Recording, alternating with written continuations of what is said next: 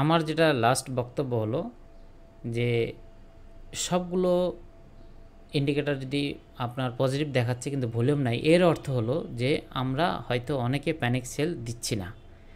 এই কারণে মনে হচ্ছে যে মার্কেট অনেক বেড়ে গেছে, কিন্তু আসলে ব্যাপারটা কিন্তু এরকম না। মার্কেট ভালো হইতে হলে অবশ্যই মার্কেটে আপনার স্মার্ট মানি আপনার ইন করতে হবে, অর্থাৎ বাইরে থেকে ক্যাশ ফ্লো আসতে হবে।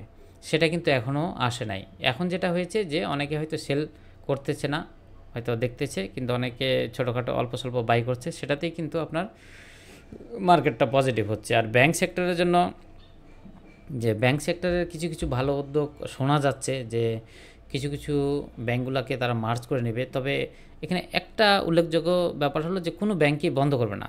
গভর্নমেন্ট এটা ডিক্লেয়ার করে দিয়েছে কনফার্ম যে তারা কোনো ব্যাংকে বন্ধ করবে না। অর্থাৎ যারা ব্যাংকে ইনভেস্টর অ্যাকাউন্ট হোল্ডার যারা আছে তাদের কোনো সমস্যা হবে না, যাদের ডিপোজিট আছে বা যারা ব্যাংকে সঞ্চয় হিসাব আছে, অ্যাকাউন্টস আছে, তাদের জন্য কোনো সমস্যা হবে না।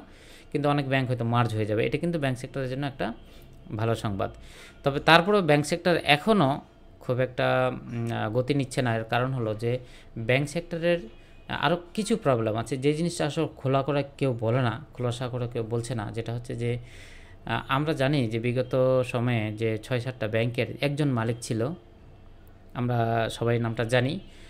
উনি পরবর্তীতে যদি নির্বাচন হয়, নির্বাচনের পরে উনি কি আবার তার মালিকানায় চলে আসবে কি না, এই ব্যাপারটা নিয়ে কিন্তু অনেকে সন্দিহান। এই কারণে ব্যাংকে গতি পাচ্ছে না। সেই জিনিসটা যদি ক্লিয়ার হয়ে যায় তাহলে ব্যাংকের একটা এসপার ওসপার হয়ে যাবে। যদি মানুষ যদি কনফার্ম হয়ে যায় হ্যাঁ যে উনি আর আসতে পারবে না, এমনভাবে ব্যবস্থা করা হয়েছে যে উনি আর আসতে পারবে না, তাহলে হয়তো ব্যাংক সেক্টর ভালো একটা গতি পাবে। এটা হচ্ছে আমার কথা। আর ইন্স্যুরেন্স সেক্টর যদি আপনাদেরকে দেখায় আমি, ইন্স্যুরেন্স সেক্টরে কিন্তু সবগুলো শেয়ার, এই যে আমরা যতগুলো শেয়ার দেখতে পাচ্ছি সবগুলো শেয়ার কিন্তু খুব কম দামে রয়েছে ইন্স্যুরেন্স সেক্টরে। এখন ইন্স্যুরেন্স সেক্টরেও ছোটোখাটো প্রবলেম আছে,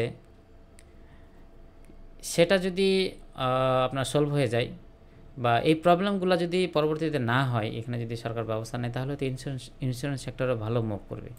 সো আপনি যদি এভাবে চিন্তা করেন যে প্রতিটা সেক্টরেই কিন্তু একেবারে তলানিতে রয়েছে প্রাইসগুলো, দু একটা শেয়ার আছে যারা ভালো করতেছে, কিন্তু এছাড়া প্রত্যেকটা সেক্টর কিন্তু তলানিতে আছে। তো কাজে সবগুলো মিলাই আমার যেটা অ্যানালাইসিস হলো যে আবার কিন্তু গত শুক্রবারে এবং আজকে যে পাকিস্তান কিন্তু উল্টা আপনার ইন্ডিয়াকে রিটালিয়েট করছে। এখন এই যে নিউজটা কিভাবে ইম্প্যাক্ট পড়বে সেটা কিন্তু আগামী রবিবারে বোঝা যাবে, যেটার ইম্প্যাক্ট কী হচ্ছে। আর যদি যুদ্ধটা বন্ধ হয়ে যায়, আমার মনে হচ্ছে বন্ধ হয়ে যাবে, কারণ হচ্ছে ইন্ডিয়া এবং পাকিস্তান দুজনের জন্যই এই যুদ্ধ ক্যারি করা সম্ভব না। ইন্ডিয়াও যে খুব ভালো অবস্থান আছে তাও কিন্তু না। মিলিয়নস অফ পিপুল হাংরি ইন্ডিয়াতে, মিলিয়নস। সো ওদের জন্য যে সাম্রাজ্য খুব উন্নত ব্যাপারটা কিন্তু না। হয়তো কিছু অস্ত্র শস্ত্র আছে, কিন্তু একেবারে যে চালাই নিতে পারবে এমন কিন্তু না। আর পাকিস্তানকে কিন্তু জিয়ে রাখা হবে। তো কাজে এই যুদ্ধটা যদি বন্ধ হয়ে যায়, তা আমার বিশ্বাস যে এই মার্কেট এখান থেকেই গতি পাবে। আর শুনছি যে প্রধান উপদেষ্টা এটা নিয়ে সরাসরি কিছু করার চিন্তাভাবনা করছেন, উনি সবার কথা শুনেছেন। সেক্ষেত্রে উনি যদি কিছু স্পেসিফিক কিছু ব্যবস্থা নেয় তাহলে ভালো হবে। আর সব থেকে মানে প্রধান পয়েন্ট যেটা হলো যে শেয়ার মার্কেটে আপনার ক্যাশ ফ্লো আসতে হবে, যেটা এখন পর্যন্ত আসে নাই। যদি আসতো তাহলে তো মার্কেট, তাহলে তো ভলিউম পাইতো। যেদিনকে দেখবেন আপনারা ভলিউম পাচ্ছে, ভালো ভলিউম পাচ্ছে, ভালো ট্রেড হচ্ছে, যেমন আপনার গ্র্যাজুয়ালি 600 কোটি, 700 কোটি, 1000 কোটি যেদিনকে ক্রস করবে, তখন থেকে আপনারা মোটামুটি ভাবতে থাকবেন যে হ্যাঁ মার্কেটে সম্ভবত ক্যাশ ফ্লো বা স্মার্ট মানি আসতেছে। তখন থেকে আমরা মোটামুটি মানে বিশ্বাস করতে শুরু করব যে মার্কেট ইনশাল্লাহ সামনে ভালোই হবে। তার আগ পর্যন্ত, এখন পর্যন্ত যে সিমটমগুলো দেখছি, এটা আমার কাছে পজিটিভ মনে হচ্ছে।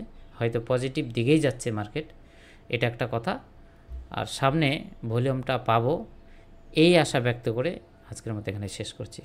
আসসালামু আলাইকুম, আল্লাহ হাফেজ।